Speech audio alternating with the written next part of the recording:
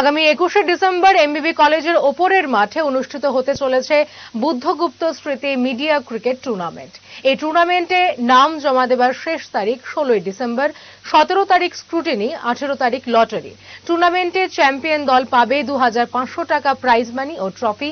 Runners দল পাবে 1500 টাকা প্রাইজ মানি ও ট্রফি।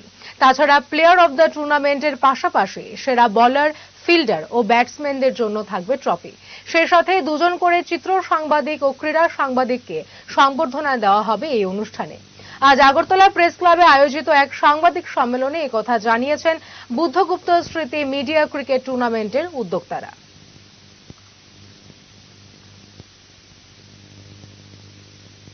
লাস্ট ডেট হচ্ছে 16 ডিসেম্বর। 16 ডিসেম্বর আমাদের পত্রিকা অফিসে গিয়ে নাম জমা দিতে হবে এবং 17 তারিখ আমরা স্ক্রুটিনি করব। 18 তারিখ সবগুলি দলের সব সদস্যদের নিয়ে আমরা প্রেস ক্লাবে লটারি করব এবং প্রত্যেকটা টিমের সব প্লেয়ারকে সেদিন উপস্থিত থাকতে হবে। এই কারণ দেখা যায় যে মাঠে গিয়ে দেখা যায় লিস্টে একরকম, মাঠে একরকম।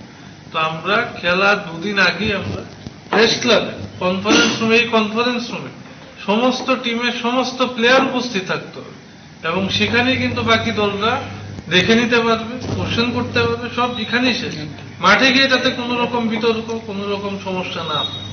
এই প্রথম আগরতলার চিলড্রেন্স পার্কে অনুষ্ঠিত হচ্ছে north east industry and trade fair. এই মেলায় সারা ভারত থেকে 20 কোটিরও বেশি রাজ্য তাদের শিল্প প্রদর্শন করেছে।